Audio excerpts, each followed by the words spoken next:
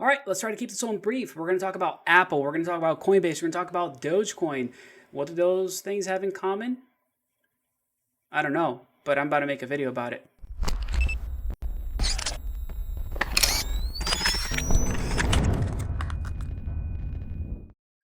All right, everybody. So, Apple just had their event yesterday, and this was one of those events that a lot of people were highly anticipating to figure out what's next to the app, in the Apple ecosphere, what's new. This was the developers conference, so WWDC 2021. They were covering things from operating systems, and that's basically all it was. So we got iOS 15, we got iPad OS 15, Watch OS 8, and Mac OS Monterey. Cool. What does that mean? Well, not much. People were expecting a little bit more. But what I want to bring up is the criticism that Apple had been receiving just prior to this going live. And I think it impacts all of us, especially if you're, interested in crypto and figuring out how, blockchain technology works. This kind of goes to show that people are not happy with centralized systems. And I'll show you what I'm talking about here. So Apple's getting more and more criticism when it comes to their App Store. And the reason for that is because they want to manage everything. And when I say manage, I mean make money. And making money is very easy when you have a bunch of developers that are putting their apps inside of your platform, and every payment has to go through your system. And you take a big chunk of that. We have Fortnite that actually got cut back from the App Store because they wanted to get into a little lawsuit frenzy with Apple, and they enabled in-app payments, bypassing Apple's system. So they were allowing app users to make payments and purchase things inside of their app without paying Apple their fair share. And they got taken down. Now they're going, they're going to court for it. But they have been getting a ton of criticism. And this is just one of those examples of centralized things versus decentralized items. As long as Apple keeps those fees up, they're going to continue to receive a ton of criticism. Again, one of the reasons why I like cryptocurrencies, why I like blockchain technology so much, is because it allows people to work together while separate. And what I mean by that is that you can have technologies operating under the same umbrella that aren't owned by the person who built the umbrella in the first place. So you can have a ton of applications inside of Solana, for example, or Harmony One, and they don't have to be owned or pay a huge cut of whatever is going on to the platform itself. That's huge. That changes the game. So I think that Apple is going to have to start considering and changing the way that they're doing business, because the Microsoft Store, the Epic Store, there's just so many players right now that are undercutting them when it comes to fees. And, a lot of app developers are flooding to those places. Even Steam, actually, for games, they're just, they're trying to do what they can to avoid the high fees that come with being part of the App Store and being in the, iOS environment. Anyhow, how does this relate to Coinbase? Well, pretty cool. Coinbase is now allowing you to use their card with Apple Pay or Google Pay. This is a good step in the right direction. I can tell you, like crypto.com, for example, they had this, you can buy crypto with no transaction fees for 30 days when you sign up. That's awesome, except you can't use most bank cards to purchase crypto. It will literally come back as invalid. It's, they don't allow that type of transaction.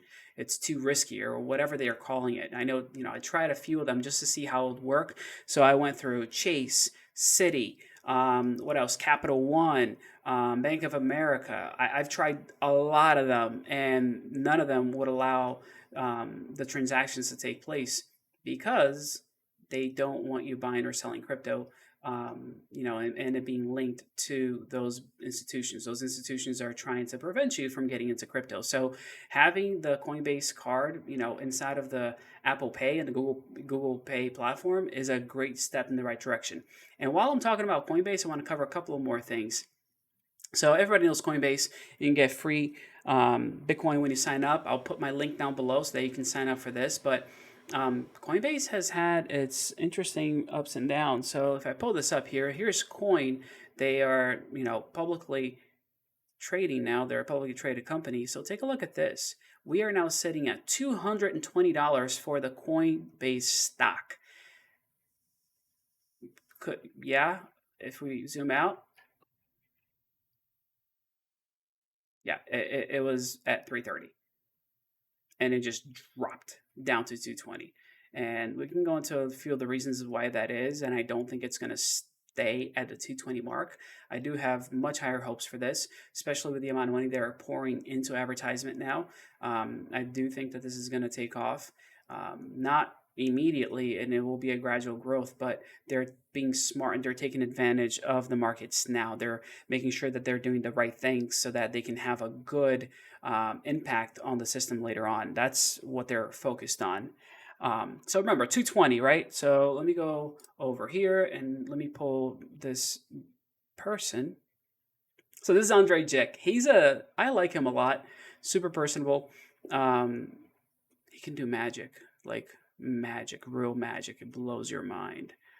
But this is his Patreon, and you can join his Patreon for $8 a month. But here's a few of the posts he put up. He was so pumped. He was so excited about Coinbase with the new IPO.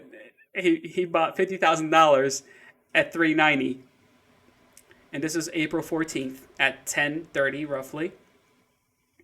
And then at 11:16 he bought it again, but more at 370. So he bought it at 390 and then 370. We're gonna keep buying this thing. And then again at 12:30 he bought at 336. This is hilarious. He made a video about how he just lost a ton of money because he got too excited about Coinbase and wasn't thinking straight. But if you guys don't know Andrei, I totally recommend you guys check him out. He's pretty awesome. Yeah, he's a good guy, and I feel bad for him having invested this much at this high of a price for Coinbase. It's gonna go back up, but right now, yeah, 221, 50. That's not a good look for Coinbase stock, especially when you're buying it at 390 a share. Oh man, it's like Creed from The Office, Oh no, Ryan. Like I know how turn that 50,000 into $60 if you want. All right, last thing when it comes to Coinbase, this is what I want to show you guys. I want to make sure you take advantage of it. They're doing a big sweepstakes when it comes to Doge. All you got to do is trade $100 worth of Doge. You can buy, you can sell. And talking about Doge, I mean, it was as low as 30 cents today. So if 30 cents for Doge is pretty good, not gonna lie, that's a good price for Dogecoin. If you guys aren't in it, I think we're back at a 32 cent mark, but still worthwhile. Essentially, what you got to do is purchase $100 worth of Doge or sell $100 worth of Doge on a platform, and you're going to get entered to join a sweepstakes. And there's a few things, within the sweepstakes. One person is going to get a big chunk of change. Then like 10 people are going to get 30,000. And then a lot of people are going to get $100 worth of Doge. So it's worthwhile, even if it's temporary. With the fluctuation of Doge, you can always buy low and sell high. You have a few days still to do this. So today's the 8th. You have 2 days. The 10th is the last time you can do this. But I appreciate you guys joining me today. If you wouldn't mind, hit that like button. I'd really appreciate it. If you haven't subscribed yet, go ahead and subscribe to the channel so you can get updated when I put new videos out. And that bell is going to help you know exactly when those videos come out. But it's been awesome hanging out with you as always, and I will see you on the next one.